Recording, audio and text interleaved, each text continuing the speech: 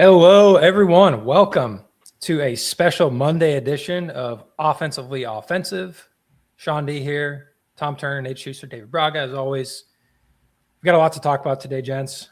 But first, in the first ever ad read in the history of Offensively Offensive, we would like to thank our friends over at the Iowa Distilling Company in Cumming, Iowa for their support of CF After Dark throughout the postseason. We are excited to partner with them as a local Iowa-based company that loves the Cyclones just as much as you do. Guys, welcome in. How's it going? Good to be here. Yeah, David, you're a busy guy. You're kind of double dipping with this team going on. You're basically our sole women's contributor. I mean, surely you've had some time to sleep.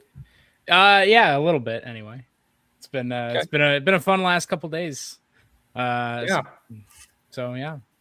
What's tournament time? Who doesn't love it? What's going on with the ladies? Not much is new. I'll start with this. Not only was I not right in saying that we'd be potentially a 10 seed, we're not even a 9 seed. Not only are we an 8 seed, guys, we're the second 8 seed.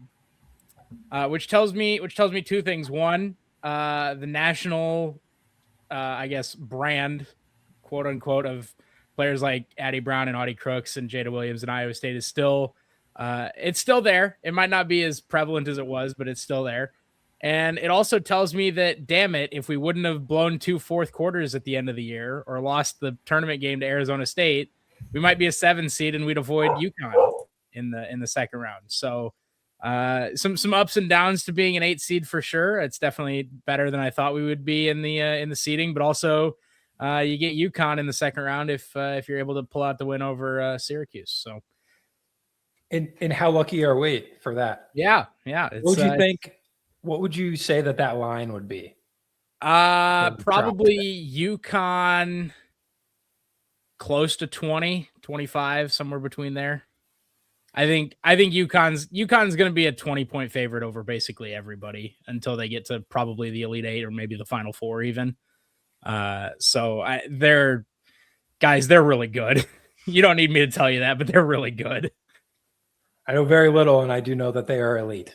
Yeah, they showed so obviously they play in the Big East, which isn't quite as deep as conferences like the Big 12 or the Big 10. It doesn't matter. They're first in the country in everything. When you look down every major stat, scoring, offense, assists, defense, they're first in everything. So got to worry about Syracuse first, but Goliath is definitely waiting for you in the second round. As far as Syracuse goes, we last played them in Vegas in 2024. That was Audie Crooks' freshman year. We lost that game by 12. It was kind of a shaky start to the season. That was the year we started 2-3. We lost to Drake in the second game of the year, and then kind of just turned it around from there. So only one player from that Syracuse team is seeing minutes for them this year. So it's not, it's only been 2 years, but it's very much not the same team that we played 2 years ago. And the one that's still there is one of their guards who didn't really play in that first meeting. So it's a pretty new team. They're similar to Iowa State in that they rely on their post play, much like Iowa State does. They've got the freshman of the year in the ACC, Uche Izoji. Is her name. She's freshman of the year in the ACC. She's 15 points a game, 9 rebounds, 6'3" center that they'll run their offense through. I still like the matchup though. I think Audie's experience as a junior and having played in some of these higher pressure games is going to be an advantage. I think that matters in March. We see it on the men's side. They talk about your senior guard play and having that experience in these type games. I think that pays dividends in the women's game too. And to kind of go along with that, Syracuse, their starting point guard, is going to be out for the tournament. She's having surgery on her hand this week, so she'll be out for the tournament. That's Dominic Darius, who's their leading assister. She's about 12 points a game and 3 assists a game. So that's a big loss for them, and Iowa State's going to need to take advantage of that, especially because Syracuse, they turn the ball over pretty regularly, and Iowa State doesn't really force a lot of turnovers. So that'll be something to watch here come Saturday. Do you think this is the game, because they've had a long time off before they even play, which would be Saturday, that like Addie Brown maybe a little more efficient on the offensive end, couple days off, a lot more healthy? Like, what do you think? There's the give and take there. I think it's a long enough rest to get you fully healthy and to kind of get you that rest after what has been a very long and tumultuous season. The other side of that is we saw this team come off a break headed into the Big 12 tournament. You know, it was 3-4 days or whatever it was, and they didn't play too great against Arizona State, and they ended up losing that game. So I think the biggest thing is that they've been here before. I know you could have said that about the Big 12 tournament also, but I do actually kind of like the rest. I kind of wish they were playing on Friday. But I like the days of rest, and like you said, that gives Addie Brown an extra day to rest the body a little bit and try to find that shooting form, because she still needs to find it. If you're gonna just looking back at how the season's gone, knowing that it resulted in an 8 seed in this region, how do you feel about the year in totality to this point going into March? I think it really mattered that 5-game losing streak. I think if you just boiled the season down to that 5-game stretch, you'd basically tell the story of the season, because you lose that close game to Baylor, and then you let that loss become 2 when you go to Cincinnati and you lose that game. That's a game that you should not lose that game ever. And then it just kind of snowballs from there. You finally get Addie Brown or Ariana Jackson back, and you win that game, and you start to get on a roll. And then you get Addie Brown back, and you blow out Arizona State, and then you just kind of teeter at the end of the year where, yeah, maybe you run out of gas. Yeah, maybe you're not fully healthy. But those 2 games at the end of the year too. I mean, losing that game to Oklahoma State, where you were tied going into the 4th and you lose by double digits, where you lead by 15 at TCU. I mean, TCU is a very good team. They're a 3 seed here for the NCAA tournament. You were on the road at TCU, 15-point lead, and you ended up losing that game. So definitely opportunities to not be an 8 seed and to have a much better year than you did. But all things considered, I'd say you rebounded all right. There were, some thoughts that in that 5-game losing streak, are we going to be a play-in team again? Is this a tournament team, by the way that things are looking? So you started out, hey, this is a team that's going to host games. You ended up, maybe this team's a bubble team, and now you find yourself on the 8 line. The other thing is, if you do beat Syracuse, and obviously you have to do that to get to UConn, but you're kind of playing without any pressure. Nobody's expecting anything of you against UConn. Nobody's going to criticize you if you lose by 35 or 40. I mean, Iowa lost by 50 to UCLA in the Big Ten tournament, and they're a 2 seed, and there's a lot of respect for Iowa in that program there. So you're kind of playing with house money, even if you do end up losing by 40 or 50 in that one. So go out there and play some basketball. So I saw, it looks like their opening line, I think 7.5-point favorites. Does that sound right against Syracuse? Yeah. My prediction was 75-68. So I was right on that 7 or 8 point line. So it seemed consensus is pretty, I mean, that's a pretty large deficit for a seed that's 1 apart, right? And, I don't see that too often. Yeah. And again, I think some of that just comes from Iowa State kind of has that thought that they're better than an 8 seed. And I get that you couldn't really justify Iowa State as a 7 with their record and with how, with how they played some of the stretches this year. But I think there's a lot of people that think Iowa State's better than an 8 seed. And I think if they play their game, they're definitely a lot better than an 8 seed. The problem is we haven't seen that, top 3-4 seed Iowa State play since Addie Brown got hurt in the middle of kind of right at the beginning of conference play there. Do you think this matchup with Syracuse isn't an easy game? I don't want to say that, but like Iowa State should win, because a lot of people are talking about the UConn matchup. Like, do you think there might be an overlooking situation happening? Look ahead spot. I think it's definitely a look ahead spot. The biggest thing with this matchup is Syracuse is I don't want to say middle of the road at everything, but they're kind of just average at everything. They don't do anything super great. I mean, they're a better rebounding team than Iowa State. They're 39th they're 21st in the country in total rebound percentage. Iowa State's 62nd. That's their biggest advantage for Syracuse. Other than that, I mean, they're pretty middle of the road at everything. Iowa State should be able to score the ball pretty well. Syracuse defends the 3 a lot better than Iowa State does, but we also shoot the 3 a lot better than they do. So it should balance out relatively well there. I think Iowa State's got enough offense to overlap how poor the defense has been. And I think you take out Syracuse's starting guard, their main distributor of the ball. I think that helps you out a lot. That's not to say that you can't still take them seriously. This is still a Power 5 team. They made the tournament. They've had some good games here and there, and they've taken some hits from teams like Notre Dame and Louisville and Duke. So they're familiar and they've played against good teams, and they haven't really beaten any of those good teams, but they've still got that experience of playing them this year. So you definitely can't look past them, and you got to take care of business against Syracuse first. So I saw Bill is now, I think, 23-23 all time. Seventh in the tournament, 7th straight tournament appearance. Yep. I mean, from a longevity perspective and thinking about the women's game, I'm sure there are some streaks that will be unattainable, right? Like, I don't know what Gino's streak would be in terms of consistent NCAA tournament anything. Infinite. Probably, Infinite. Yeah. It's like Thanos every time he gets another recruit. Yeah. But, I mean, 7th straight. Does he recruit anymore? People just go there. No chance. He doesn't need to. They just say, I want to go to UConn. And he says, you're not good enough. I'm going to take the girl that I think is better. So, I mean, 7th straight NCAA appearance, but still here we sit like with an 8 seed. Yeah. I think most fans would say that they underachieve. So, like, Yep. what happens if inevitably you beat Syracuse and then you get their doors blown off by UConn? You mean as far as like Fennelly coaching or just? Yeah. Just as a whole with his legacy. I don't think it's kind of hard to say that your legacy is tarnished if you get your doors blown off by UConn. No, of course not. Again, I've kind of maintained this that he's going to stay through the current junior class that he has with Audie Crooks and Addie Brown and now Jada Williams and Kenzie Hare and that group.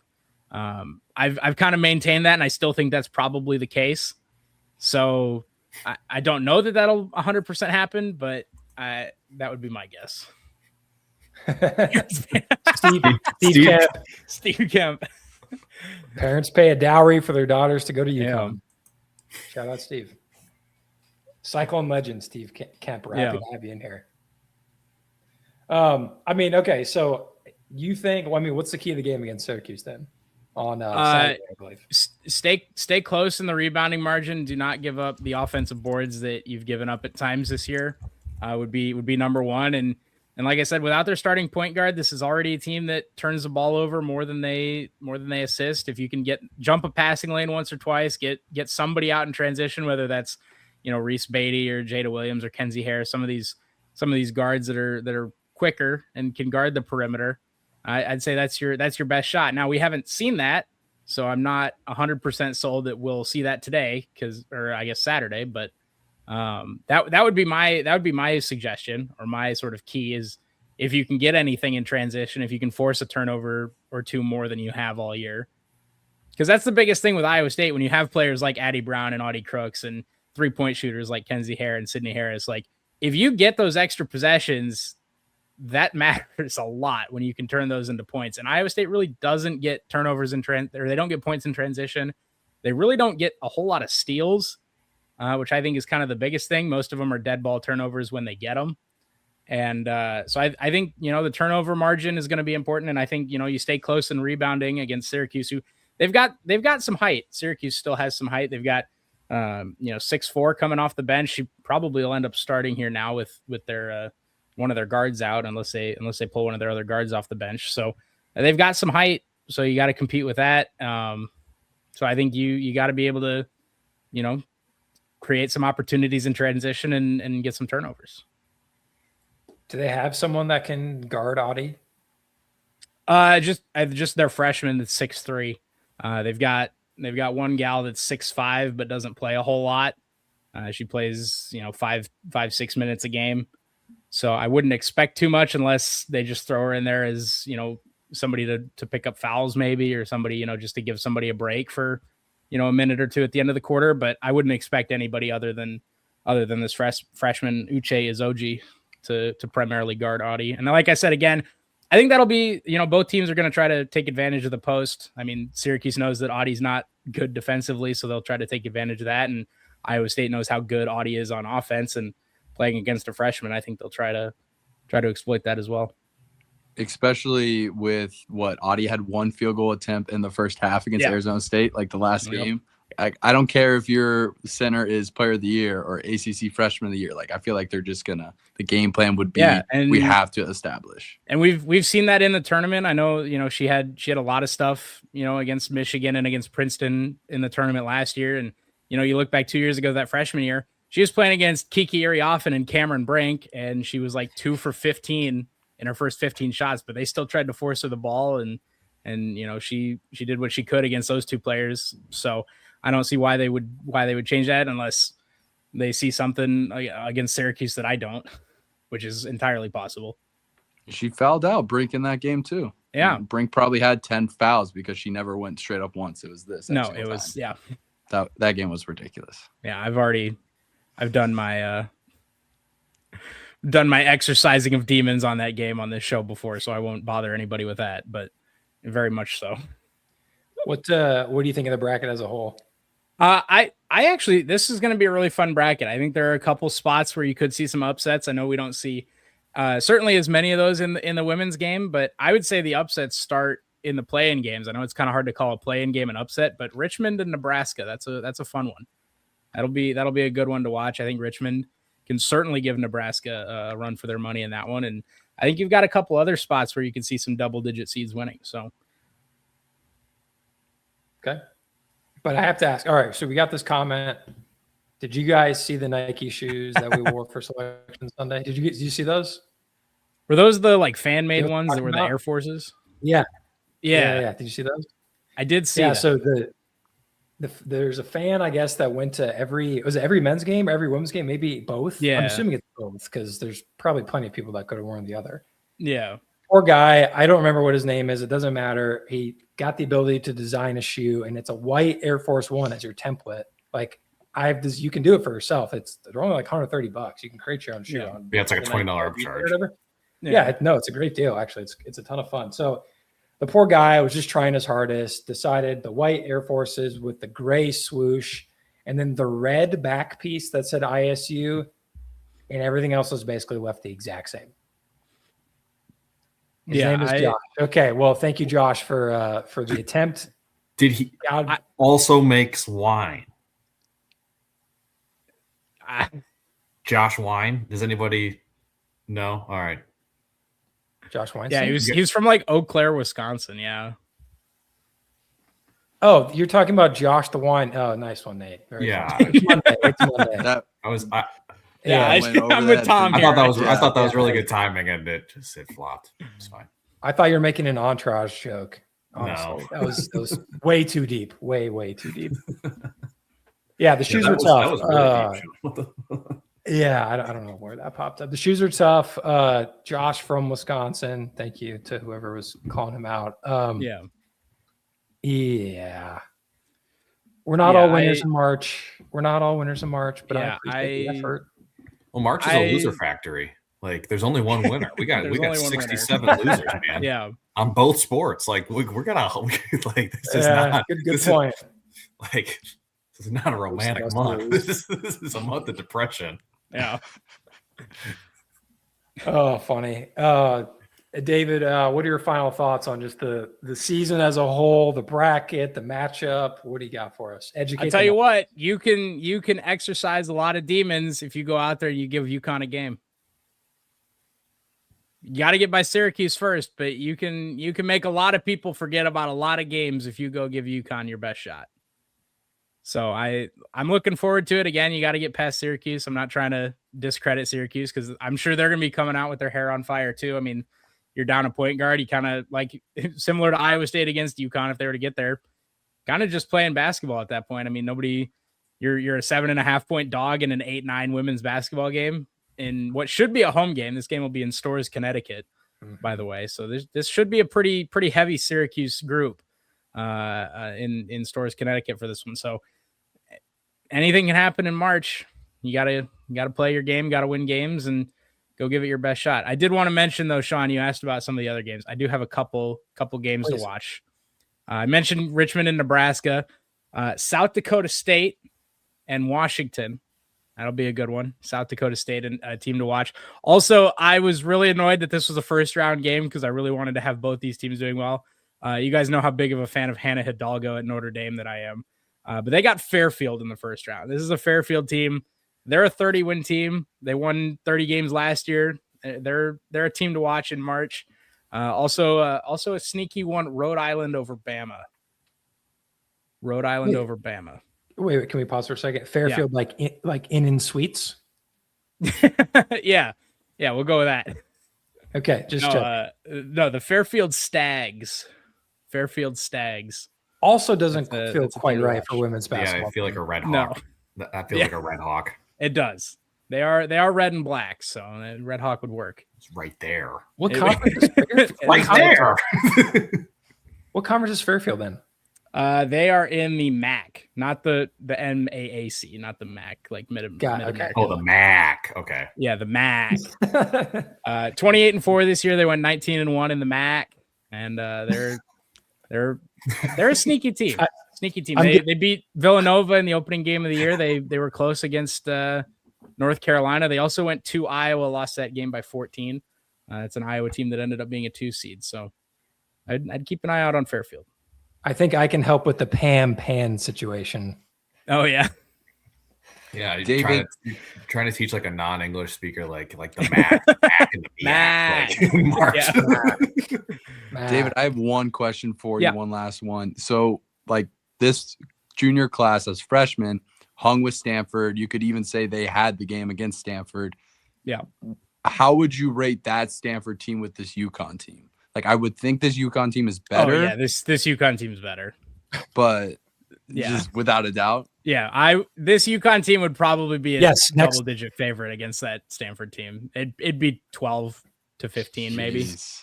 This UConn team is that good. Like the 27 Yankees. Yeah, yeah. Were they good? I don't know. It's like Babe Ruth and Lou Gehrig. Yeah. They're it's weird to say that they lost maybe the best player in college basketball in Paige Beckers and got better, but they are very good. KK Arnold, Silly. player of the year, Sarah Germantown. Strong, AZ Fudd, Ice Brady. That's a very good UConn team. He's a fud. Cool. David, before you go, before Yeah. you make the transition, talk men's hoops, I need you to stay on for the second because Okay. I think we need to have a conversation with our friend here in the upper left-hand corner about what the hell he was doing on Friday night in Kansas City. That was great. I don't want. Yeah. I Oh yeah. don't No. know. No. You Do you have a couple Yeah. prairie fires down there in Kansas City there, Tom? Yeah, from our great sponsor. Yeah, shout out our sponsor, but that game, like best and worst game I've ever been to. I think. I'm not even talking about the game. No, I know, but the game set up what happened afterwards. And there was a game. Like, Yeah. I just remember the Tom doesn't know. I just remember the hour and a half of Tom wandering the streets of Kansas City. This is off the record. This is off the Yeah, record. this is okay. Off Well, the yeah, record. I got a bone to pick here. I say off the record, but yet somehow it's being streamed to over 3K people. Like, what's up with that? We had a trust tree going on there. Yeah. But no, I probably actually no, I don't regret. I don't regret it at all. I thought it was Get pretty Tom funny. up here. Looking back, I will yeah, never you got a watch beer? it. Go get a beer. I will never watch it, but I've had a bunch of clips and people send me videos.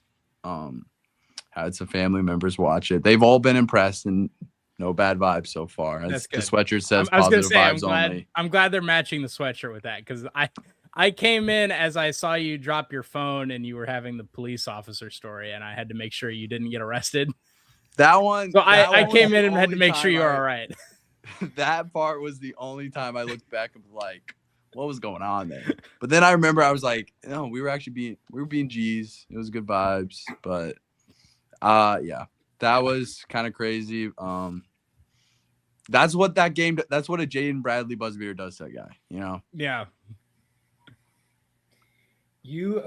Your antics were getting so much love in the group chat. I wasn't watching and I pulled it up because I was like, what's going on? And I literally rewound it to the time that you joined. The best decision I think I've ever made. So thank you for that. I do need a light bulb. The lighting is insane today. my guy Steve, shout out God. I do remember that. That was one of the Shout out few God. things I remember saying.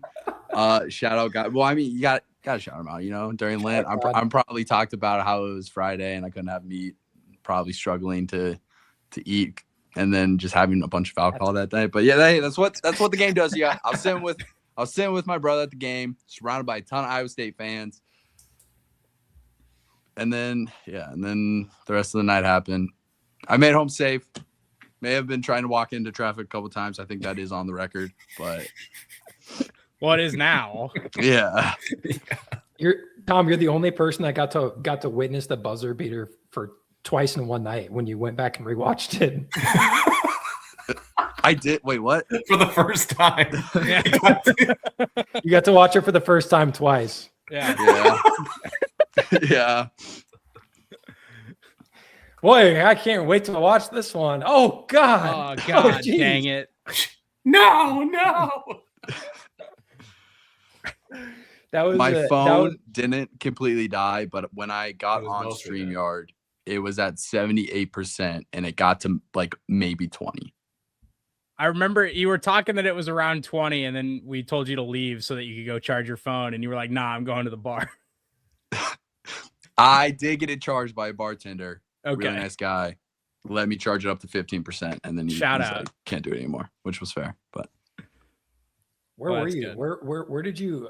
So after the game, so after you the just game, walked straight out of T-Mobile and got on the street, basically. walked out of T-Mobile, you know, just hitchhiked a little bit, Hobbit style, you know, just going across the world.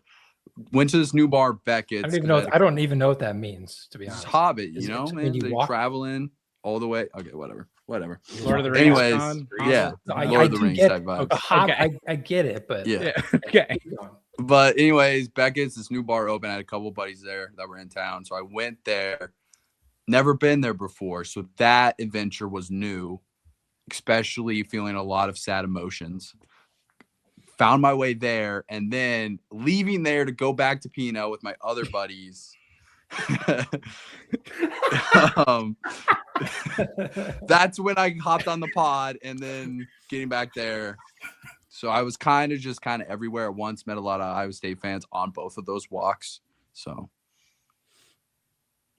Did you say? Would you shut up? I'm trying to podcast. I'm on a podcast. Oh, a very important basketball. no, I didn't say that. I don't hear anybody. That would be fantastic. That'd be fantastic. That's I Yeah, tried Tom. to. Next year, Tom, can we get a day in my life, Tom, at the Big 12 tournament? Oh yeah, Potentially. somebody tries Potentially to that could like, while happen. you Yeah. like pound a beer. Like, Yeah. You know, What was it? the What was it? total bill at the end of the night wasn't that bad, excluding what happened at the game. Because at the game, unfortunately, I got super worried about what was happening, and I was just going off of vibes. So when I did a thing and we scored, I continued to do that thing. Oh, Now, no. if that meant take a sip of alcohol, unfortunately, that meant a lot of stuff had to happen. So that put me in a bad spot. And then I kind of just cruised that the rest of the night. So like the bill at the end of the night wasn't that crazy.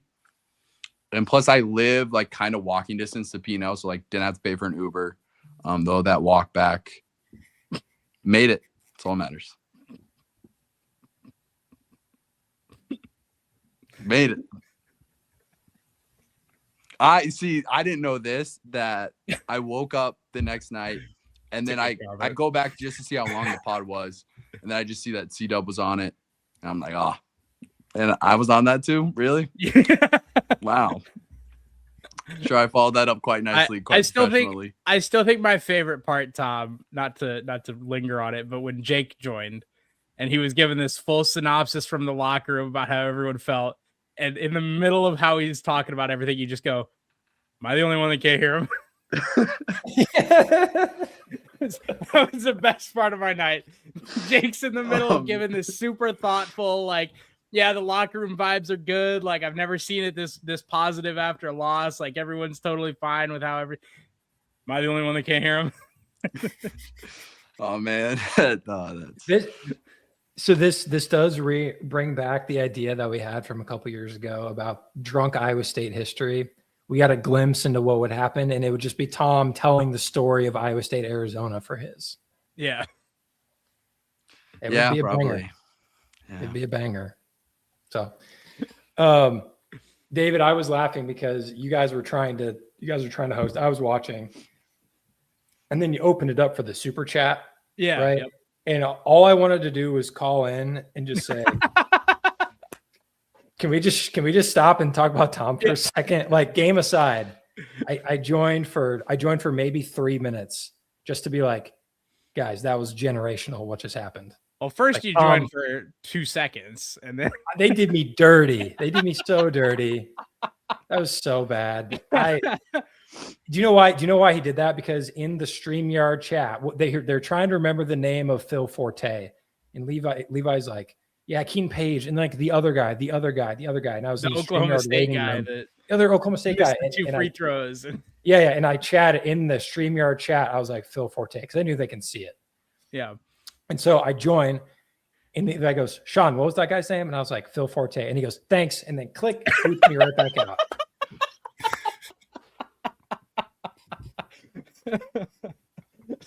It was good. It was well played. It was great. Well played. It was fantastic. All right. Let's keep moving. David, anything else? Listen, I don't try to toot my own horn too much on this one, but the David Braga Power Index, pretty close on Iowa State and Syracuse. DPI. The DBPI. I had Iowa State at 34 and Syracuse at 39, and the rankings had Iowa State at 30 and Syracuse at 36. So, Is there Not- DPI, DBPI rivalry going on that we need to be aware of? no, because the DPI is way better. But All right. I did it because of our friend Dylan. I was like, well, we got a men's power rankings thing for our group. Why not have a women's one too? So took it upon myself to do that, and done that the last couple of years. It's not very good at predicting games, but it'll tell you the rankings. Okay. Fair enough. But yeah, excited. It's the best time of the year, March Madness, and plenty of basketball to be had over the next few days. And playing games for the women's start, I believe, Wednesday, and then they play Friday through Monday. Iowa State will be Saturday, and then Monday if they win. So should be a lot of fun. 4:30 on Saturday. Let's go. Love it. David, thanks as always for joining. We appreciate you. We'll catch up again next week. Hopefully it's to talk about the biggest upset in women's basketball history. I don't know what I'm gonna do if we beat UConn, but there's gonna be something. I don't know what it'll be yet, but there'll be something. Sounds good. Thanks, guys. Have a good one. Thanks, All right, David. brother. Take care. Tom, you know what talking about your night out in Kansas City reminded me of? What?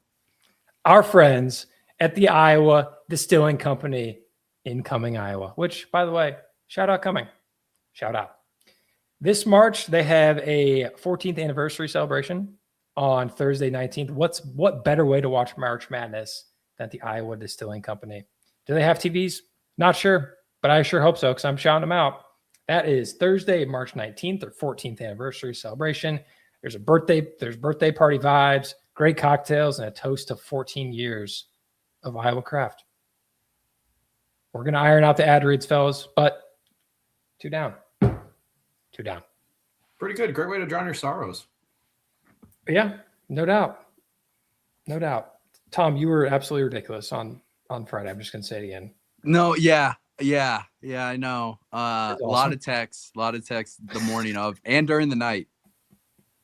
Luckily, I have a lot of bosses Beer. at work, Oh, bosses. and they were Oh. texting me Friday. Surprisingly, my responses like completely professional, except for the most part, because a lot of them are KU fans, so they were just like they just hit me with a oof period or oh boy, and then I responded with I need 2 weeks of paid vacation off and therapy. Where's the EAP? That's a benefits joke for you. Vibes otherwise. Did you go on Thursday? Remind me. No, you didn't. So I went Thursday. I went Wednesday for Arizona State. Didn't go Thursday. Went Friday. That's right. How's the crowd on Friday? Phenomenal. There was a surprisingly good amount of Arizona fans. I guess I was a little surprised by that, even though it kind of shouldn't be. I mean, they're #1 seed there, and then all the KU fans cheering against us. So that put a little more emotion into the building because I thought there was kind of like a peace treaty. That's what it kind of felt going into the game of like, hey, we want Saturday to be electric. Let's just say Kansas, Iowa State. Not at all. Not at all. They were all against Iowa State. It was literally like the meme of the guys holding up the Crips and the Bloods, the red and the blue bandana or whatever, except for they like took the picture and then they kind of like untied it and then took ours too right from you. I mean, if we want to talk about just talk about that game for a little bit, especially Arizona, that start, like, are you kidding me? To set the tone, playing 2 games before that was unreal. The crowd loved it. It got so loud. I remember a little less, but most of it for the last 5 minutes of the games where everybody was just making shots. That was a classic. Milan hits a 3. Everybody stands up, fist pumping, clapping, needing to stop. They go down. They hit their shot, Del Orso or Bradley, and then we just sit back down. Then we're up, and then we're down for 5 straight minutes. Yeah, 11 straight possessions, I think, is the actual number. That's crazy. That's crazy. That is probably the game of the year, right? Like in college basketball, pretty close. Top 5 for sure. I think it beats the first Arizona-Kansas game. Yeah, because you ended a buzzer beater. Yeah, our Iowa State-Houston game is potentially top 5 as well, because the shot making there was incredible too. But then this game put that to shame.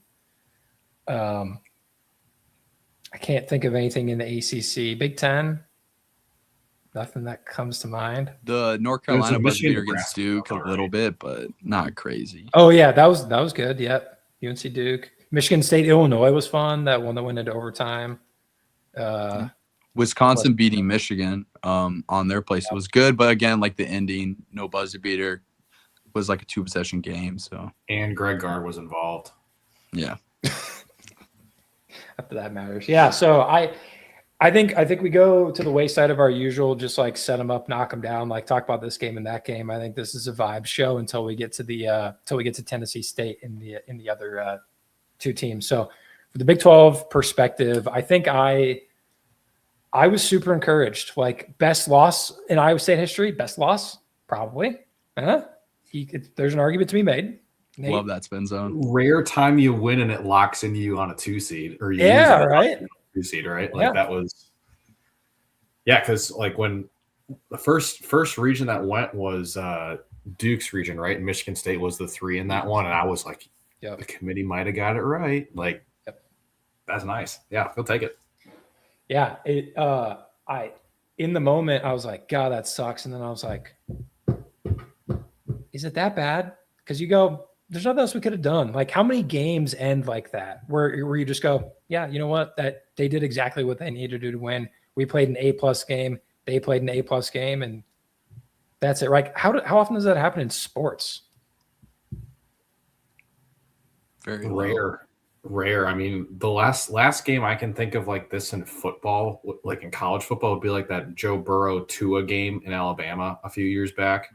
Like 2019 LSU, like that was a really good game. Like I think it was like 45-42, kind of sort of similar to this one. Like just last team with the ball. Like sucks that you're on the wrong side of it, but you're not dead yet. It's a Big 12 tournament. It's not the NCAA. So. Like I just don't feel like in 5 years from now, like do you think that we're gonna look back and be like, oh God, I wish we had that one, or do you think you'll be like, we lost to a Final Four potential national championship team, and it took them a miracle to beat us? It's that game was awesome type of vibe. Yeah. Caleb Love hurts worse, I think. Like this game doesn't hurt me. Oh, like this is out. Like I agree with Tom. Like this is a game where it's like, man, that was a good game. It sucks. It's like that Chiefs Rams game, that Monday night game. It's a good one, yeah. Another one. I think, I'm in a little bit more of a different spot where I do think that, but then there is a part of me of like Saturday would have been insane. Saturday would have been crazy.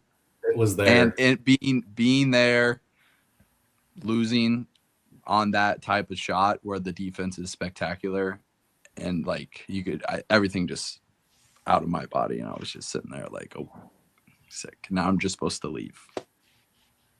Technically, I could have stayed. I had tickets to the next game, but I forgot that there's even a game after that. I did too, because I looked at a TV and Kansas was down 20 the entire time. I'm like, got him. Probably a good time to be out in Power and Light, though, right? Like Kansas, everyone's inside for Kansas. Because I would assume they don't have a ton of people that go to Power and Light to watch the game because they're already in Kansas City. Yeah. Yeah, you just stay at home. Yeah. What'd you guys think about the decision to switch courts? So we haven't talked I about respected it. I did think it was funny that most of the teams that complained were the teams that lost. That was kind of funny. Well, yeah, that's the first thing they're going to do. Like, what do you think about the court? Like, put the microphone right in your face, like, after you're mad that you lost. Yeah. They didn't like it. I mean, but it's almost like the media training kicked in a little bit, because they all gave very non-committal, very boring answers, which in my mind, it's like the Midwest version of when you say something's interesting and damn well it's not that interesting. Yeah. Like that's what it, yeah, that's that before. It's very work code, right? You know what I mean? When your coworkers like tell us about how she's got 7 cats and knits sweaters, and you're like, oh, that's really interesting. And you're just trying to put your lunch in the fridge and go back to your desk.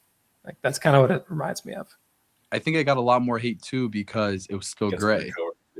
It was still gray. They didn't change it to look any better, which I understand it because you're trying to hide the seams of each of the different panels, but still, I think it would have been okay, like a lot less hate, still some hate, if it was just the brown color or they made it like the home arena of whoever's the home team. Like there was a ton of ideas they could have gone with that would have looked a lot better. The brown, the court that Nate, you guys were on, the 2 shades of brown. I always liked. Oh yeah, the two tone. Yeah. Yeah, I always thought it looked pretty good because it felt cleaner. That court was always really nice to play on too. Like that, they always kept it really nice because nobody played on it all year. Like they only used it for what? How many games are in the Big 12 tournament? Like 12 total. Like the court was great. Like it was always, you never slipped on it because they waxed it really nice. Yeah. I don't know. Big court guy. Big. I'm a stickler for it, honestly. Because there's different arenas had different level of how well they upkept their court. Like honestly, I thought Hilton was kind of not the best because we let a lot of people. We have a lot in the Big 12. We have a lot more snow in Iowa than we do in Texas. So there's a lot more salt in the middle of January, February that gets on the court. It's a little bit slippery. Best court in the Big 12, worst court in the Big 12.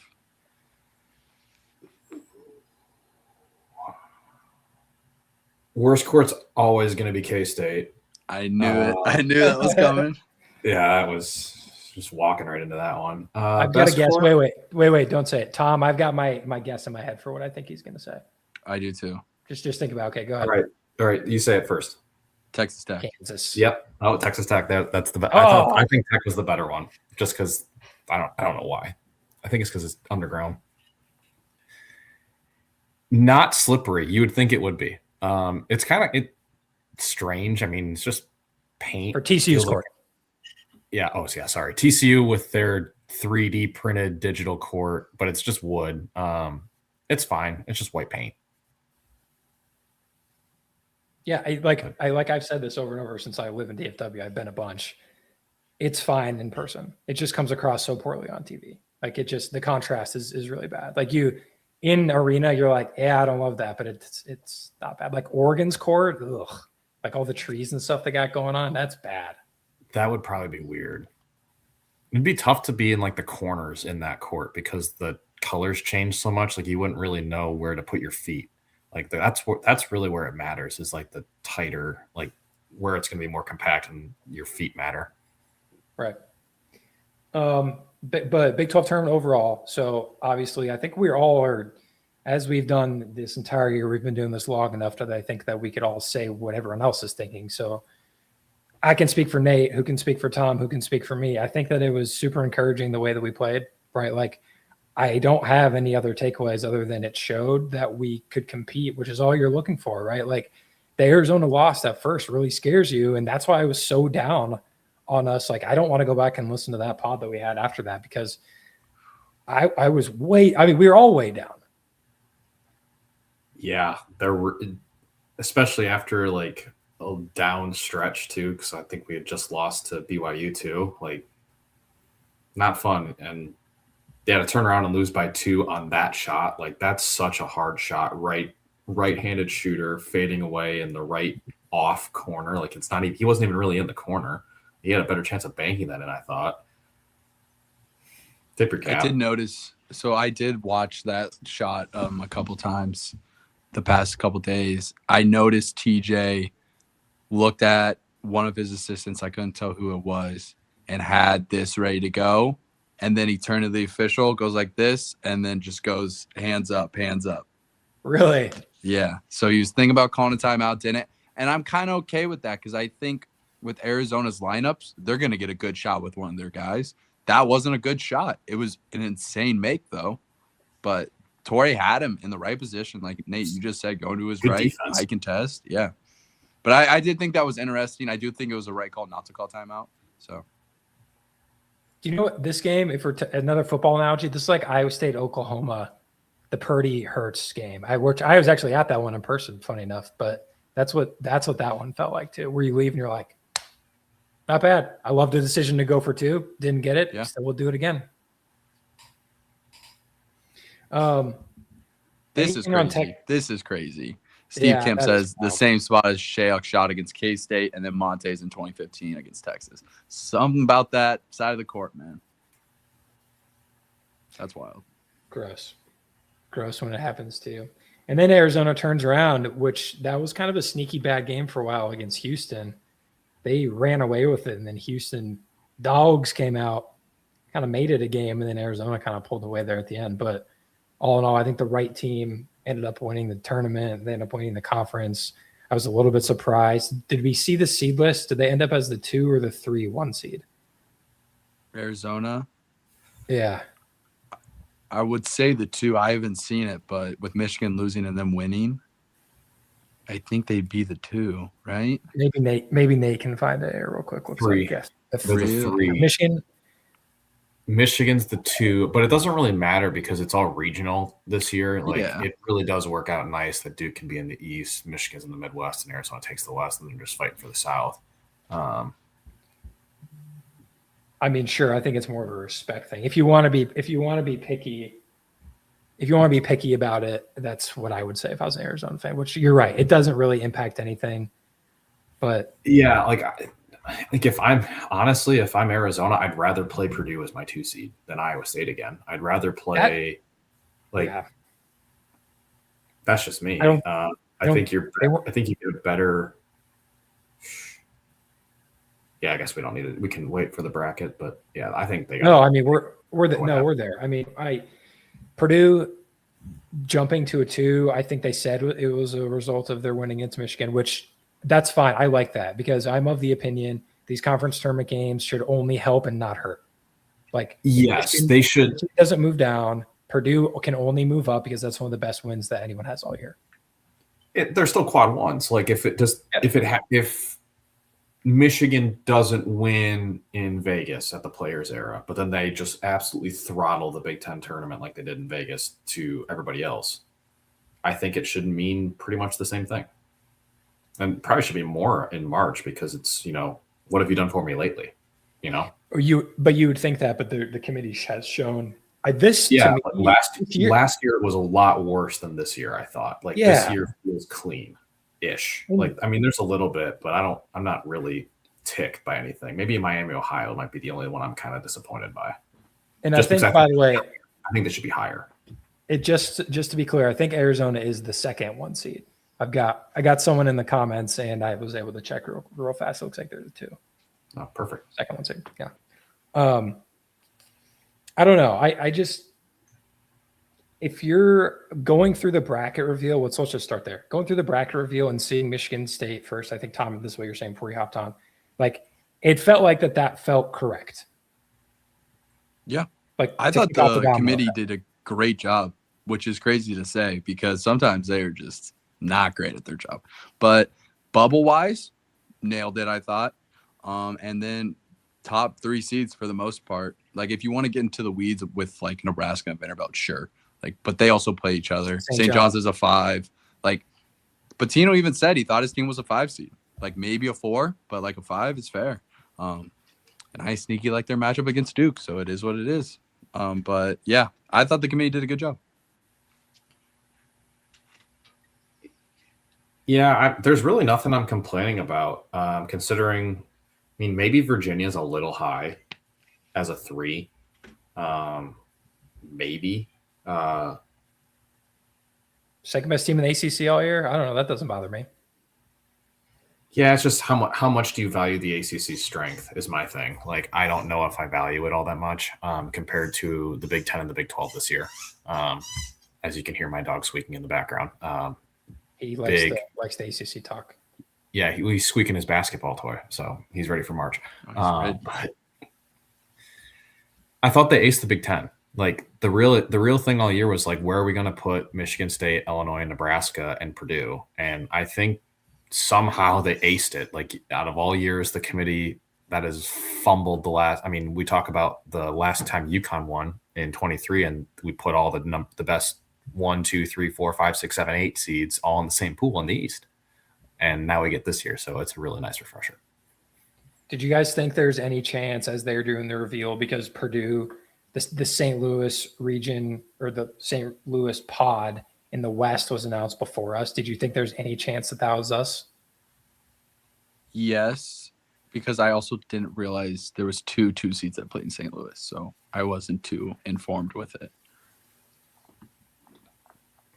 I had no opinion either way. I was watching with no sound. Okay, so then I will give my opinion then. Thanks, guys. I didn't think so because where we stood, and again, I don't really just need to pull up the seed list and look at it. We get the tiebreaker over Purdue, or at least we should, with the massive head-to-head win, which I love, by the way. Like it goes to show, like if you're trying to schedule something difficult in non-conference and you end up winning a couple, like it can matter, and it should. And we have been on the other end of that so many times. Like our non-conference schedules have been bad to worse, at least a couple times in the last few years. I'm glad we're doing the Players Era again next year. And we have Purdue at home. Purdue at home will be good. I don't know how good they're going to be, but I'm sure they'll be solid. It's they'll nice be preseason top 10 for no reason. I mean, sure. Just like Mackey's the top 10 hardest place to play with 5 for 4 losses. So. And I thought that the Missouri, Miami, Purdue, Queens portion is just very funny to me for some reason, because all of those fan bases mixing together just kind of makes me giggle, because Missouri will probably have more people than Purdue. And then like Miami is just kind of a weird mix. And so everyone together it makes me laugh. And then pair that with the Iowa State, Kentucky, Santa Clara, Tennessee State, all those teams in St. Louis. I just think the mix is great. It should be an expensive ticket. Oh yeah. For sure. I thought I looked today and I think the lowest was 200, 230. Oh. Wait till an hour before. That's your best bet, probably. Yeah. Are you gonna go? Are you gonna drive over? I am not. I'm actually gonna go back home this weekend. So okay.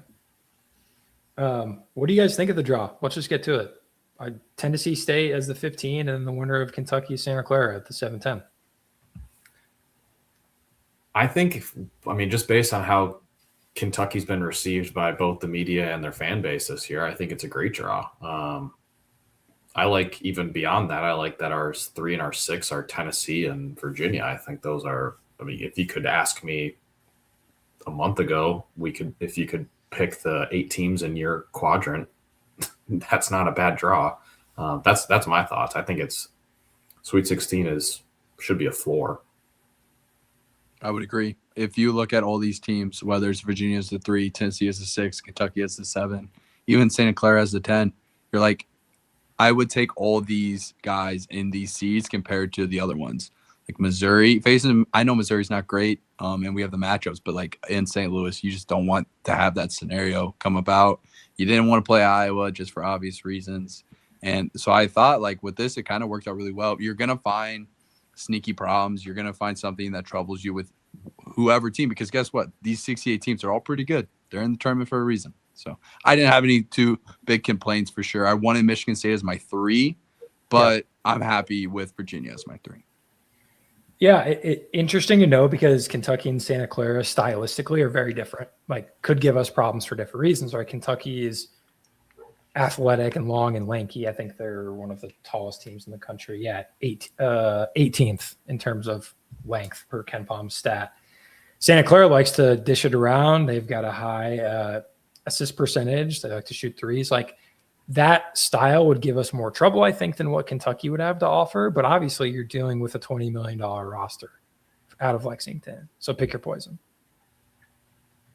I mean, Santa Clara's put 2 really good NBA players recently with Podziemski and Jalen Williams. So I'm not sure what their pipeline looks like this year for NBA prospects, but that's a system that's been proven to work. Yeah, I would agree. So at Tennessee State, first of all, since someone had to do some research there, just for this, want to put this out there and then we can move on. Yeah, thank you for your service. We're going to drop a tactical nuke on you. 23-9 out of the winners of the Ohio Valley. Yeah, no one clip that, please. Nolan Smith, former Duke player, first year as a head coach at Tennessee State. He went from a Duke assistant coach to Louisville to Memphis, and then finally got a head coaching job at Tennessee State. So props to him. Literally his first year as an HC, and he's taken his guys to the tournament, which is super impressive. 23 wins, the most in school history. They beat the hell out of Morehead State in the championship game. I think the biggest thing to note about Tennessee State is that they really do not like to shoot threes. Do not like to shoot threes at all. In fact, they're one of the worst teams in the country in terms of how their point distribution is set up. So I think that bodes really well for us. Their tallest player is also 6'8". Read into that however you will. Tom, remember how we said, who's going to guard Jefferson? Kind of the same thing against Tennessee State. Texas Tech, Tennessee State, few similarities there. We'll see. But yeah, they blasted Morehead in the Ohio Valley Championship game, and they made 16 threes. But they'd only been in double digits twice before that game. So they went crazy against them. And they had not done that literally all year. So kudos to them. What did you guys find when you were looking into them? They have one okay win, neutral court against UNLV, 63-60. I like that that's on there. The coaching staff can point to there, like, this team can't beat, a high mid-major program like UNLV. They played close with Belmont, who was a good team in the Missouri Valley this year. But then you also can look at, like, Tennessee. They lost to Tennessee by 29. Tennessee's not in our region. And they have a really good guard in Gillespie, and then they have a really good power forward who's a lottery pick, and Amit, something like that. And that kind of goes with, like, hey, we have Jefferson. He's not going to be a lottery pick, but he's probably going to get drafted, and he's also at that 4 spot.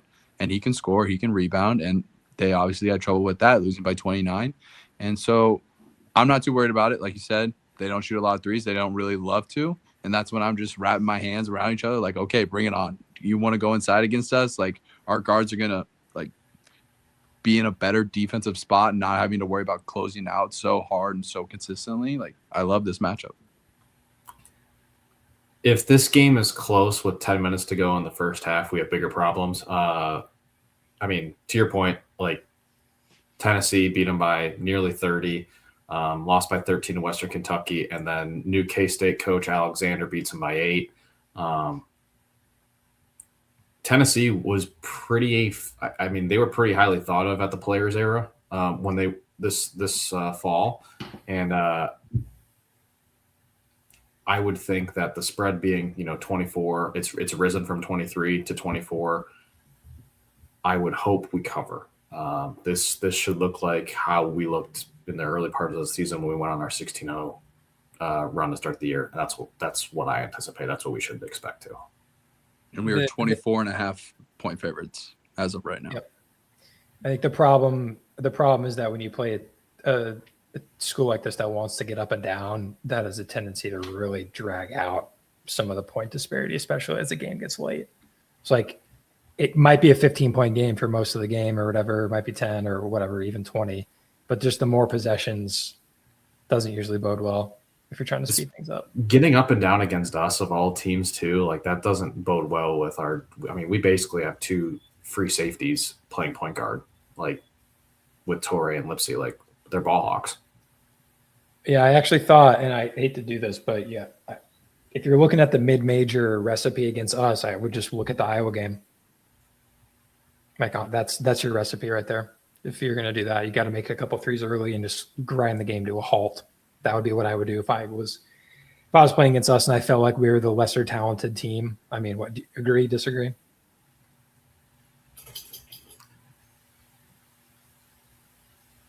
I mean, Yeah, I can't think of another route.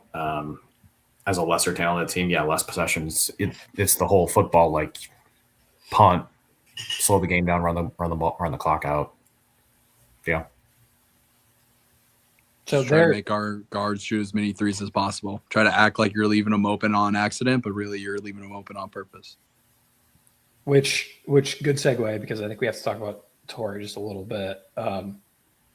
His resurgence against Arizona, obviously a humongous piece of why that game ended the way that it did, right? Like, I think we had talked about this the last couple of weeks with him. His stat line hasn't been good. He hasn't shot the ball well, but he also wasn't doing anything else on offense. Like, we went through some of his box scores and it was like, 1 assist, 2 assists, like 3 rebounds type of thing, where it's like, okay, if you're going to be out there, how are you impacting the game? He was so active in the few games in the Big 12 tournament, at the very least, right? Like, he looked part of the offense. It wasn't just like he was out there standing around or standing at the top of the key as a leak out option if the other team goes on a fast break. Like, he was involved and he was part of the action and he was looking to press a little bit, which I think is even if you're not going to shoot it, you have to look like you're a threat. Oh, 100%. The diamond of data right now is Con Knippel in the NBA and what he's doing in his 3-point shot and what he does off the ball. And I think the data with him is like 94.8% of the time he doesn't have the ball in his hands in a game, but he's broken the record for most 3-pointers. And you're doing that because you're doing so much off the ball. It's not in the stat sheet. You're setting screens, you're setting back cuts, you're cutting for guys. Like, when we talk about that, Sean, like being part of the offense, like, what are you doing when you don't have the ball in your hands? Like, in our offense, most of the time the ball is either in Buchanan or Jefferson's hands, and we're either backing somebody down or trying to get somebody into a dribble handoff. What are you doing when you don't have the ball? Are you going to stay in the corner, or are you going to set a back screen for somebody? Or are you going to corner cut? Like, there's not necessarily a right or a wrong answer, but, well, there is a wrong answer. It's doing nothing. Doing something is better than doing nothing. And I think he did a great job of just getting himself involved, whether it was hitting somebody on a down screen or just getting 2 feet in the paint. Good to see, though. Nice steps going into March. I agree with both of you guys. And then just to top it off, some of those mid-range shots, like, those are harder than 3-pointers. The fact that he was making those with heavily contested hands in his face, he'd love to see it going into March. Here's what I'll say to that. For a guy that's probably in the sunken place inside his own mind, right, trying to shoot the basketball, if you can get anything in rhythm, especially if you're a freshman in college playing high major basketball, that is a huge deal. Like, there is a large difference between being left alone and getting the Russell Westbrook treatment where your guy's 10 feet away from you and he's got 2 feet in the paint guarding a 6'3" point guard versus dribbling to your spot, getting into your motion and putting it up whether you're defended or not. That's confidence, right? Like, Nate, like, that's exactly right. Like, you just want him to be comfortable in whatever it is that he's doing. Because his, I think, second 3 he made against Arizona was pretty heavily contested. I think it was on the closest wing to the camera. And I was like, that's a really difficult shot, but the way that he bounced into it was great because he just, I don't know, off his hands, you're like, he shot it like he thought that it was going to go in. It's just a huge difference. I think it started in the Arizona State game specifically. He hit one in rhythm at the top of the key. He went left, right into it, and it was smooth. And a lot of times with specifically freshman guards, and this is only because they're freshmen, sometimes there's a little bit of hesitation. Sometimes there's a little bit of think about it. Like, it was just, nope, shooting. Like, that's what you want. And I think I talked about it a little bit with Levi on the post game, but like the flow state that you can get in as a basketball player, if you can just do more doing and less thinking, it will make your game so much better. Like if you can just react to movement or create movement and then react to the movement based on your movement, that's what's going to change you as a player. Like guys like Tyrese, that's why they're good, because they're not really thinking about what they're doing. They're just doing based on what the chessboard's playing in front of them. I like that analogy. And also to a lesser extent, I think Lipsy had a little bit of that happen on Friday night as well. Yeah, I mean, the last few games with Lipsy, I mean, the threes are a little bit easy. He's going right into them. The extra passes to the corner, like when we had the stretch where he was going, 2 of 7, 2 of 8 on threes. Now he's going 4 of 7, 5 of 9. Like he's going right into it. It's one fluid motion. It's not a set think, how are my feet, then shoot. Like just shoot it. Agree, Sci-Fan 1986. Tom wasn't in a flow state Friday. Feeling the flow. Good in, bad out. There was a lot flowing. I would agree. Tom looked really good. That's what makes Tom a little bit different than everyone else, right? So you've got Halliburton, you've got LeBron, you've got Luka. They all get into their different flow states. Tom is the same thing at Power Night on a Friday night, right? Like not a lot of thoughts going through his head, but he just does. He's just a doer. Nate, thoughts? We need somebody to make a TikTok edit of like, how like it's clips of like audio, and it's like clips of Tom from the broadcast, and needs to like audio into like 2012 LeBron highlights, like Is this on the record? And then it's like future. It's like future in the background. It's like legendary. That's what happens when you get to Kansas City. Those special things. All right, it's true. Back to actual basketball. So, knowing what we know about Kentucky, will Kenneth Walker be Tom? Could be. Let's talk about Santa Clara for a second. So first of all, Kentucky's 2.5-point favorites. I think I saw line open that. I don't know. It's up to 4.5 now. Jeez, interesting. The funny thing is that I was on Kentucky's forums earlier today to see if I could pick up anything fun, which sadly I couldn't. I was really expecting some real big-headed thoughts and feelings and opinions on our pod. The best forum that I sent to Nate and Tom was that it was just called Iowa State Fans Travel Well. And they were basically they're like, we need to make sure we show up and show out so that Iowa State doesn't get a home game in the second round. That's a real forum I found. It was a thread that had 40 or 50 comments. I was very surprised that that's what they were talking about across all of this. The gist of it, from what I could find, is that they're not happy with their team. They are not happy with their team. A lot of the people were talking about not buying tickets because they want to make sure that Pope gets fired. They don't want to support Kentucky until they do that. Oh yeah, seriously. Do they want to support anything? I mean, they just sent Calipari out of town, and he's still recruiting at the same level. Do they like anything? I don't think so. So interesting matchup, like we talked. Stylistically, Santa Clara and Kentucky are very different. But what I was trying to say was Kentucky fans were concerned because they thought that it was the exact style of play that would give them fits. And Tom, you're shaking your head. Yeah. So with Santa Clara, I did some research, and I, like all of us did, 4-7 against top 70 defenses per KenPom. Like 4-7, and one of those wins is against North Texas, and they play similar defense to Iowa State. I believe they are the 39th best adjusted defense per KenPom. And Santa Clara won by 3 on a neutral site that happened to be on the West Coast. They had 21 turnovers, shot 40% from the field and 28 from 3, and only had 8 fast break points. And that goes against everything they try to be. And top 40 defense did that to them, and they only have 4 wins and 7 losses against a top 70 defense. So our defense with our guards that are much better than North Texas, I feel really good about that matchup. Now, you would say Santa Clara, they're pretty long. Their starting lineup is 6 foot, 6'4", 6'9", 6'7", and then 7'1". And then they got 6'8", 6'9", 6'3", and 6'3" off the bench. But it's a consistently lengthy lineup. for their starters. They're pretty good. They have a really good freshman, Graves, off the bench. In 17 of his past 18 games, he's had 10-plus points. Now, there's 2 injuries that I kind of researched and found out. Graves has been dealing with a twisted ankle the past 5 games. Obviously, the West Coast Conference plays their championship game on like a Tuesday, and now they're not playing till Friday, so he should be fine with that. And plus, he was playing on it earlier, and he looked fine. He scored 10-plus points.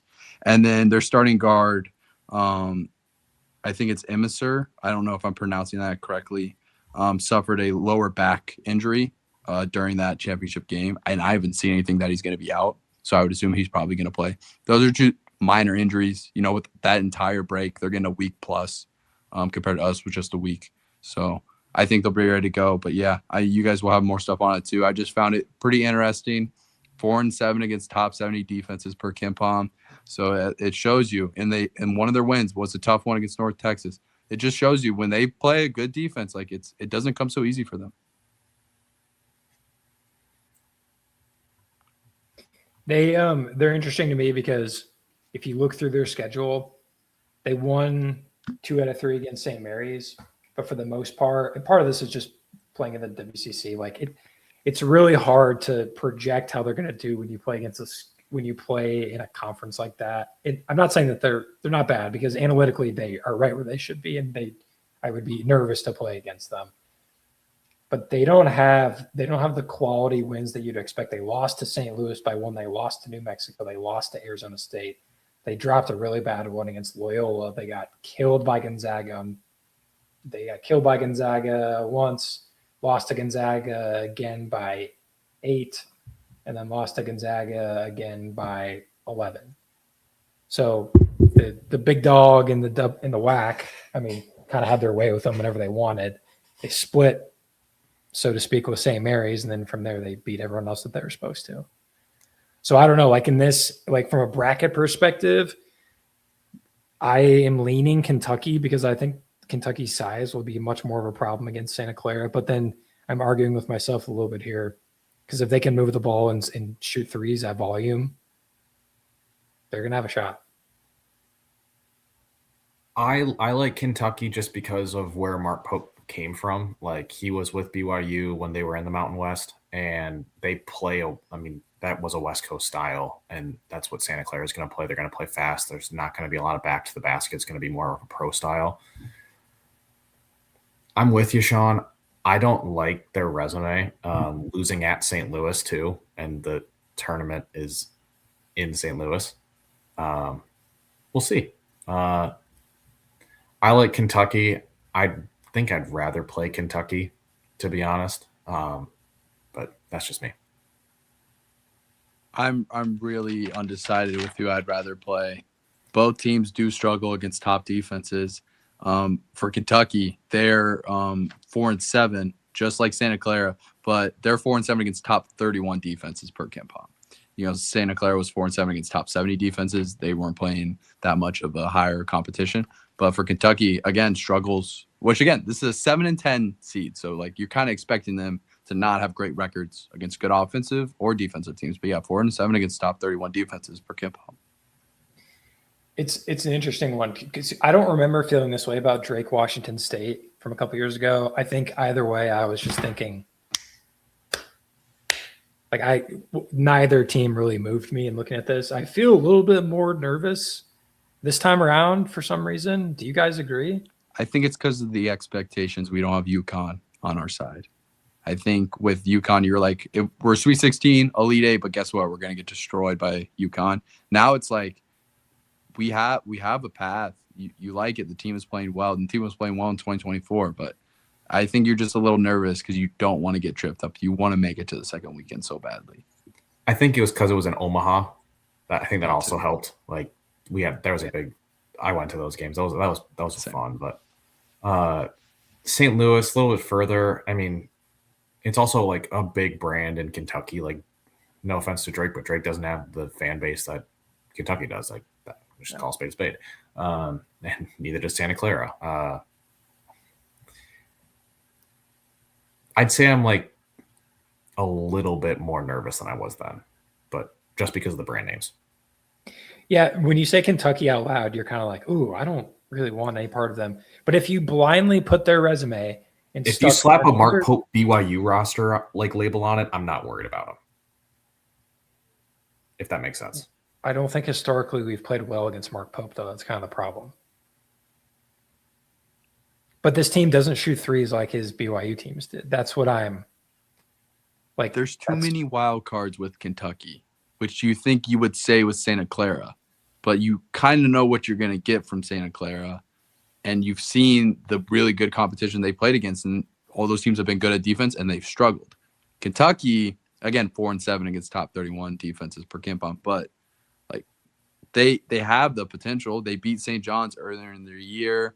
I'm trying to think, like they swept Tennessee. They beat them twice. They have the potential. It's a $20 million roster for a reason.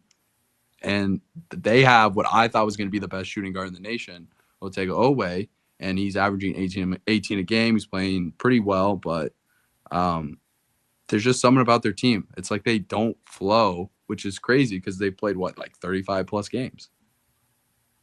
Yeah, that Florida. Did you watch them play against Florida in the tournament? That was Yeah. the game that you were looking at. Me too. Yeah, it looked like they weren't even like trying. Isn't the right word, but there's almost like what's like a step less than apathy. Like it just didn't look like they were very. It's like they're frustrated with themselves, so they know like it's like we got nothing left. We're so mad. Like it's kind of they're what it feels in like heads. with them. Yeah, it's weird, and it's kind of why I don't want to play them. I don't know. Like there is just some like stats because I also watched some Missouri tape because I wanted to find a team that's best player was the 4, and like Jefferson and Mark Mitchell's Missouri's best player by far. And they played Kentucky in 2 games. They went 1-1. Mark Mitchell in the win had 21 points of 7 of 15 shooting, got to the line 7 times, 4 assists, 1 turnover. Good game. And the loss that happened in the before the quarterfinals against Florida, he had 32 on 21 shots, knocked down 2 threes, made it to the line again 7 times, 7 rebounds, 4 turnovers. He was getting what he wanted, and it was pretty similar to how he was scoring, how Jefferson scores with these post hooks, 2 dribbles, getting to the lane, getting fouled.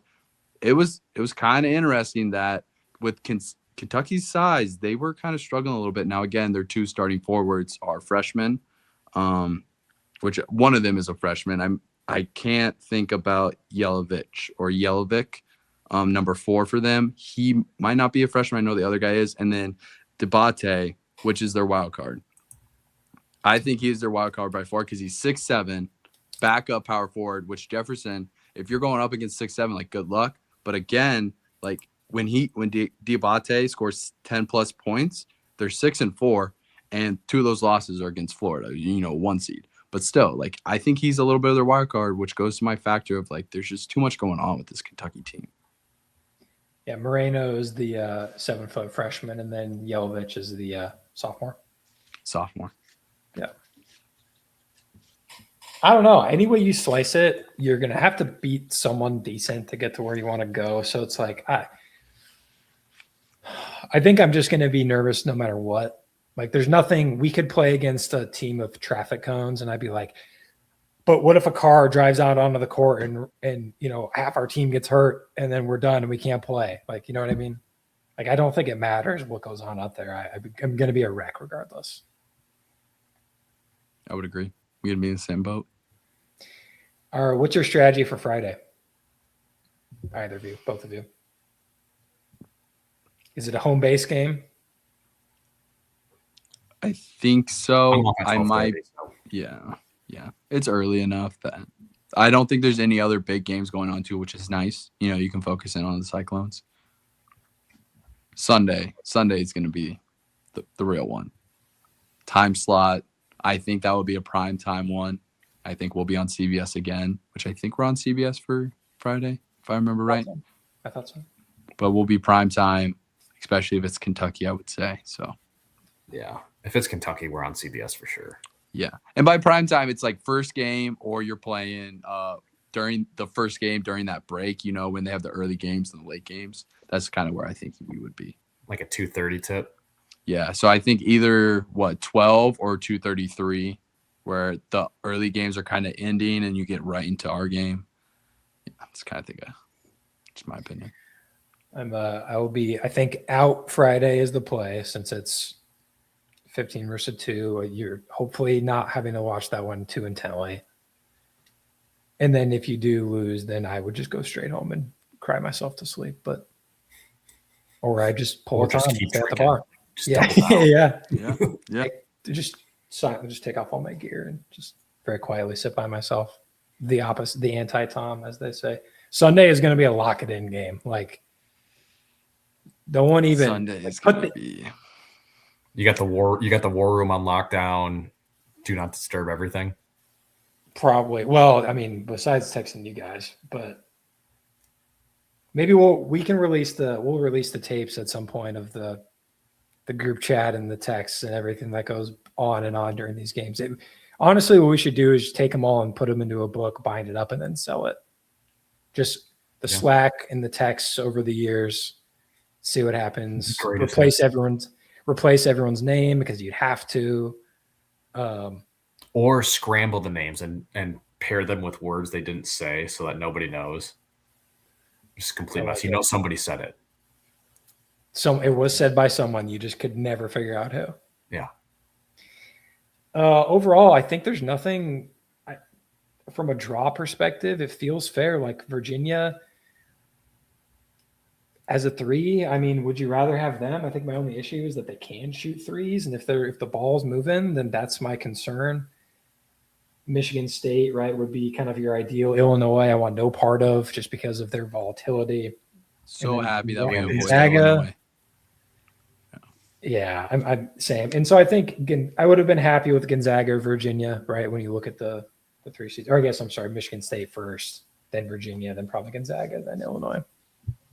Right now I'm at the point I kind of think Tennessee beats Virginia. Tennessee's have roster is really good. It is Rick Barnes in the tournament, so if they do get to the Sweet 16, I will feel amazing going against them. But yeah, I kind of have them beating Virginia right now. Yeah, right Okay. now my bracket's a Tennessee, Iowa State Sweet 16. That's what I have as well. That would be very, very exciting. I would love that. I think I'm going to end up picking Kentucky over Santa Clara. I You think guys I feel am the too. same? Same. Yeah. Also, because along the same boat, I feel like the mid majors always you get some hype coming in. Like maybe we should call it St. Mary's syndrome, where you're like, "Man, these guys won 30 games, like they're pretty good," and then every single year, first game, poof, Like Gone. St. Mary's is going to put up the nastiest 48 points in the tournament in their first round game like they do every year. Like, Yeah. but just for that, thank you for reminding me. Texas A&M. yeah, Buckyball. that's one that I chose without even doing any research. I knew that I was picking A&M over St. Mary's, which famous last words, they'll probably win now that we got to that point. So thoughts on potentially getting Michigan if we make it down that line in Chicago? Better guards. We have better guards. Yeah, Kaysen's out, but they have those posts still. So Yeah. It'd be a It's- load. The posts It's that gonna- are probably you got to bring your Arizona game. You got to bring Yeah. the same game that you played against Arizona. That's what you got to play against beat Michigan. So a perfect game, basically. Perfect error. just a little bit. We probably have the third best or second best passing big men, starting big men. Michigan probably has the best. Mara is a very good passer, and so is Lindenborg. Yeah. So Jefferson versus Yaxel, though. Awesome. that's insane. That's Awesome. an insane matchup. Heavyweight fight. But yeah, was it Carson or Kaysen, their backup point guard? Probably, in my opinion, the most trustable guard on that team. Tore his ACL against Illinois. He's out for the year. Now it's Elliot Cadeau and Burnett run the show. And I like Burnett, but he's been in college since 2020. It's for a reason, if we're being honest. So he started his career at Texas Tech, Big 12 guy to start, but really just only shoots threes. And Elliot Cadeau is so inconsistent. I really like our guards in that matchup. I don't even like thinking about us being that far because of how terrified I am to say anything about it. I asked and I was like, I don't have an opinion. And the thing is, we're probably if we make it that far, it's probably Michigan because Alabama's second best player is probably not going to play now for what happened earlier today. Why? What'd he do? What'd he do? He didn't do anything. He, probably went I out don't there, read the lost, news. seeing a fun time, and joined a podcast. He probably got in trouble.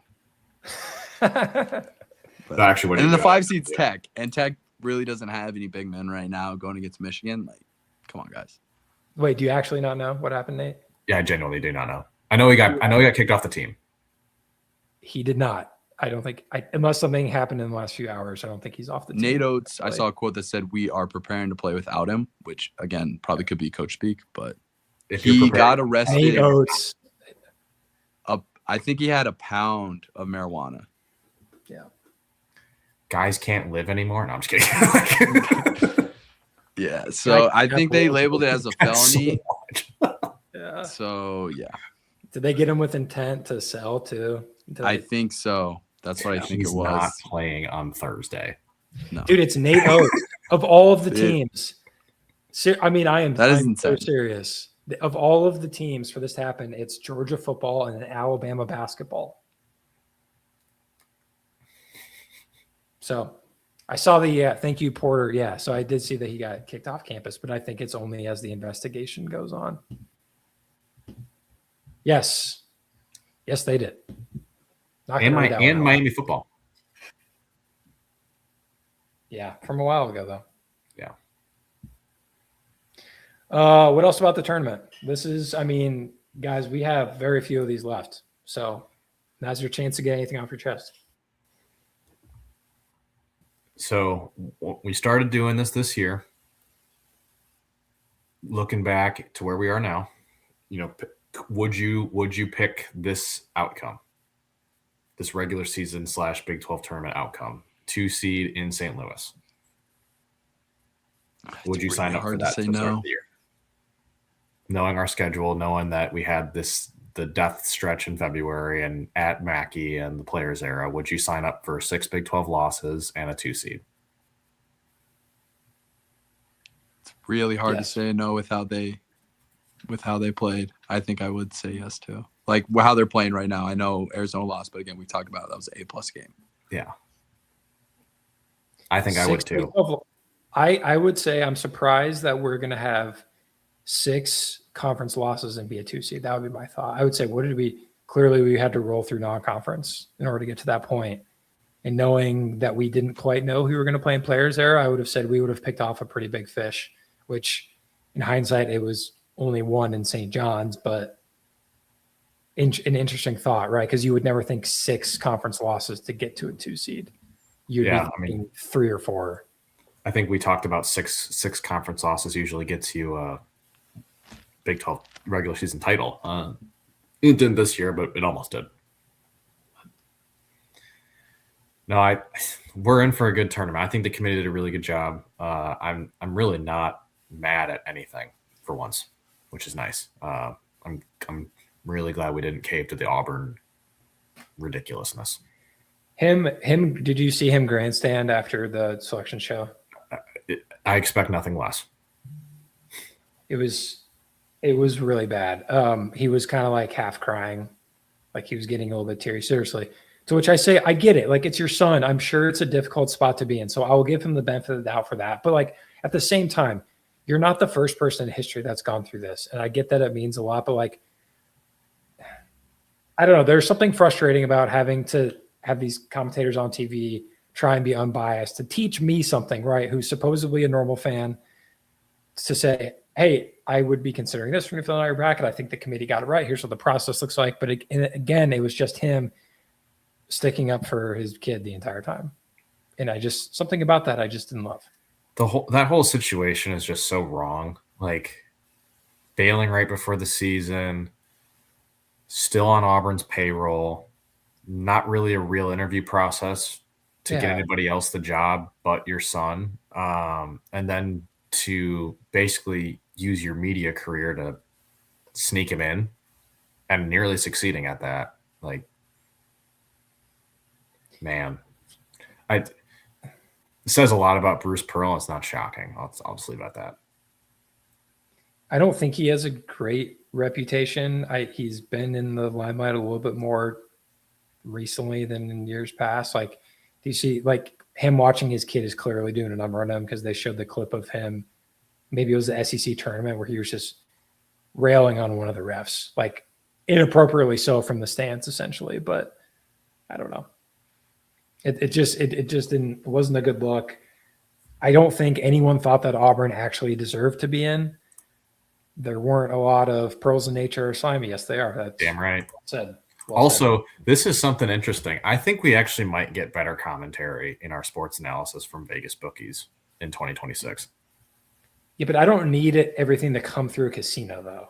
Yeah, no, I'm with you on that. I'm just saying, like, you might actually get better insight on the game from a gambling addict. Yes, the trends and stats that they could pull in the analytics would be much better than what Jay Billis could throw in front of us. Yeah, basically, yeah. Anybody on NBA countdown? Jay Bills called Jefferson a sophomore. I think it's something you wrote today. I saw that pop up on Twitter. The older I get, the less I care, especially if you're talking every single day, it's bound to happen. But Yeah, when it's your team, you're like, hey, man, why can I get it right? I'm just a fan. Why can you not? It's like, oh, because he's not a fan. That's why. When you think of it like he's getting paid 7 figures to talk about sports for a living and he gets that wrong, it's like, damn, what would I do in this? No doubt. It's you're just always going to juggle that. Like, No doubt. Okay, picks wise, who do you guys have in your Final Four? I have St. John's, kind of my risky one right now. Beating Duke, I love that matchup down low with how injured Caleb Foster is right now. And then, so it's St. John's, Houston, Arizona, Iowa State. So we would be playing Arizona again. Clones to Final Four. Now that is what I do. I told you guys this before we started. Is I usually do an off the rip one, just on vibes, what I know from the season, and then I'll do probably 2 more, and those will be like my real ones. I'd like to do like 2 with maybe like a different or 1 or 2 Elite 8 teams. So that's what I have right now. Honestly, though, it probably will stay the same. Michigan, Iowa State, it's kind of iffy right now. I'm up in the air. And then St. John's, I don't know, man. Something about them. And I know there's always one conference tournament champion that bows out early. That does scare me. Arkansas. But I don't hate that. St. John's, man, the matchups are there. The matchups are there for Kansas, for Northern Iowa. I feel bad for them as they're 12. And then for Duke, you know. Okay, Nate, what about you? I have Arizona, Michigan, Houston, Kansas in my Final Four. 3 Big 12 teams. Yeah. Oh, I guess, Tom, you did too. So That's another thing. Like, I tell myself 3 Big 12 teams, really, dude? But then at the same time, it's like Arizona's past, Houston. They have the bigs to compete with Florida. And then Iowa State, Michigan up in the air still. So, Yeah, I think I have 6 Big 12 teams in my Elite 8. that's I have TCU beating Duke, so that's most of the reason. love that. I've got they play up the competition. They do. I think I haven't done my Final Four yet. I'm going to be picking Arizona as my national champion, so I need to see where the cards fall there.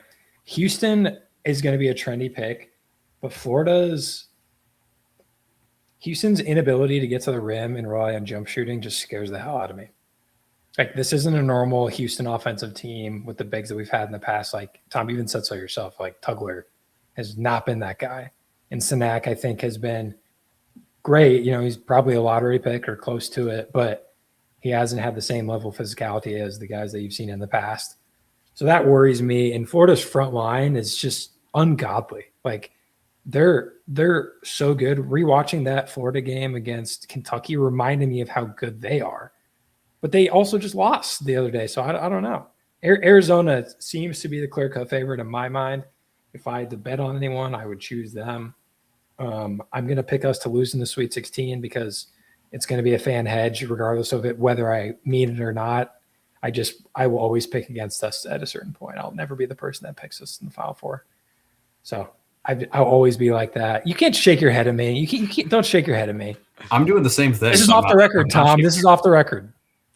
You know, you say that, you expect the people to respect that, but then it's just on the record. So I can't believe it. Yeah, so I think Texas Tech and Alabama, I think, are both going to be some popular upsets. Our pick Akron and Hofstra and looking at our bracket, I think it's going to be pretty chalky. I just don't like. I'm searching for a 5-12 or a 13-4 something. I haven't found anything yet. Like the 6 through 11, I think is going to be hard. Like no doubt, there's going to be an upset in there at some point. But if VCU beats UNC, like are we shocked?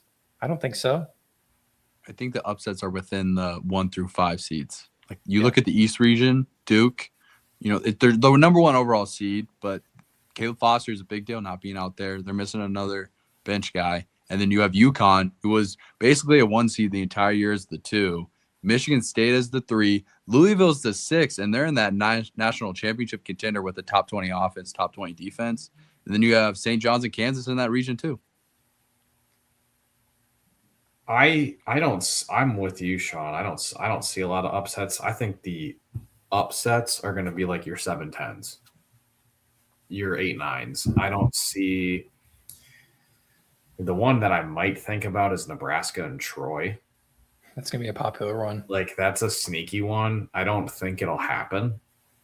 I think you'll see more upsets in like the round of 32, Sweet 16, more than the round of 64. I think that's what we've seen the last few years under this new NIL landscape. And that's probably what March is going to be for the foreseeable future. And that's fine, but I'm going to make my bracket accordingly. So mine's fairly chalky. The only team I have that's not a 1 or a 2 seed making the Elite 8 is Louisville and Tennessee. So those are my upsets. I need you guys to talk me out of St. John's. I like them against Kansas. I'm probably going to pick them there. And if Nate's got TCU over Duke, then I would be picking St. John's there too. It's a bad matchup for Duke. I think you're right. In fact, Coaching wise too. I am accidentally being talked into picking them over Duke. This is having the opposite effect. So I'll throw you 2 like stats. You can call them stats, whatever. But since Shire's taken over, 2 of their losses in the tournament, they were a 4 or 5 seed in 2023, and they lost to a physical Tennessee team. Straight up grown men against Duke, and they lost. And then you can go to last year, lost to a physical Houston team, grown men against their freshmen. And that was one of the most talented Duke teams of all time. Now you also got to contribute the collapse in there as well. They were handling the physicality most of the game, but it took a wear on them at the end. You have to say that. Now, counterpoint to myself, this is probably the most physical Duke team there's been under Shire. But again, Caleb Foster isn't playing. He's their best defender, especially on the perimeter. So something to monitor. Caden Boozer doesn't move me either, right? Like as their starting point guard. No, Patino and Sellers, who's a senior, Ian Jackson, junior maybe, Darling's a senior, junior. I like those veteran guards. Dylan Mitchell, he can defend anybody. I think that's the reason they beat Kansas. You put him on Peterson. I love that. And then you maybe put him on Boozer and be ready for doubles. But also Ejiofor is going against his former team in Kansas. That's where he started. So I like that too. Good little subtle media bite. That'll be the pregame tidbit for Clark Kellogg and stuff. Something about Patino, man. Like last year, they bowed out very early. You could tell he hated that. And this year, they've just been on a roll. And it's different from last year too. Like last year, I know the Big East is down, but they were taking care of UConn. Tom. Here you go. It's over for you, Tom. Stephen A. Smith picks St. John's. It's over. Oh. It's over. I hate that. Tom, you need to. Tom, your pull up your zipper. Your Big East is showing. Hey, did you see Creighton's path in the crown? Season back on. Dude, that's like the 6th stage of grief if I've ever seen it. Season is back on, man. That path towards the crown. And fact or fiction, the last team to win the crown, they went 16-0 to start the next year. That was Nebraska. Same state, too. The cope is real. I appreciate that. Did you guys know that Kentucky beat St. John's? Yeah. 78-66. Looking at some St. John's stuff. Wow, we're double dead. That means No. we're live, double negative. Really, there's a lot of people picking Iowa State in the Final Four. There's a lot of people, and I feel like I don't know, like Michigan. I know lost on Sunday, and a lot of people were watching that game, but still, there's a lot of people picking Iowa State. I remember having a mental breakdown after we lost, and I'll never do that again. To Creighton in the exhibition game. I do. What else, guys? I'll just say this out loud. There's a potential that we only have a couple podcasts left. A couple. There's a potential we only have one left. That's what I was explicitly trying not to say. Thank you, Tom. Just like fully. Hand up. Yeah. Hand up. That's my bad. So there's a You've been chance. drinking again. By the way, what do you think about this? This is a pretty nice little get fire. on here. You like that? Pretty good. Can't even see it. Hopefully, those are some good vibes. Positive vibes only. Perfect sweatshirt. Perfect sweatshirt for that. Love the hat. Nate's got the rep in the classic gear. Our gear is looking good today. Good It really gear. does. All right. Anything else? Just give me to the second weekend, please. Yeah, we need Please. one more recording. Yeah. The scouting and the we'll have prep, one no matter what, but the vibes for the scouting and prep episode for the second weekend. It's gonna be awesome. Where you're looking at Virginia or Tennessee, you're looking at Michigan, you're just like, you know what, guys? You know what? I need to get to church fast before Friday. I think we all do. That's really the only thing that I'm taking away from this. There's not a separation of church and state when you're praying over 18 to 22-year-old guys trying to put a ball in a hoop. We need to take the money that we will take from beer revenue, future beer revenue, and put it towards hiring clergy members. That's like, did you see the Steelers bless the field and then the Ravens missed And the then kick? and it instant. I'm telling you, it works. Yep. We One need to more do that. thing. Again, I'm gonna get crazy again if we make the Final Four and we had a matchup with Arizona. I said in the Slack before the selection show, I had a feeling we were gonna play Arizona, and I don't know how that would happen. We ended up the two regions being on the same side. I would feel really good about it in the Final Four. I'm like, what are the odds we lose 3 times in a row on an awful shot? right? And then it would happen, and I'd just be like, are you serious right now? We'd lose on like the Aaron Gordon like buzzer beater dunk, like some just absolute diabolical shit. The Like, worst that's how part we is would lose. there's a week off between that second weekend and the Final Four where you're just sitting there. That game is coming, and there's nothing you can do about it. All I'll say is this: if we can, right now, I would call it. If we could get to the Elite Eight, no matter what happens, I would say awesome year, and I would be satisfied and I'd be happy. I'll be on the record as saying that. In the moment, am I going to feel that way? Absolutely not. But looking back, that's I think where it will go. But guys, how about saying this instead? How about a live pod in Indy? We don't have to do it over Zoom every time. It's true. Could do it A lot of fun.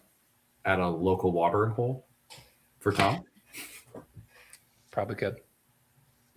All right, let's call it there. God help us all. Everyone in the chat, everyone watching, say your prayers now. Do whatever you need to do. Sacrifice your goats. Draw your circles in the sand. Hire your Call out Etsy to your- witches. Call out to your dead 3 relatives. goats is the proper amount. 3 goats is the special amount. Just start it now. Let's try and get Chicago first, though. Thanks to our friends at Iowa Distilling Company. We will be back next week, hopefully to break down 2 wins. Take care.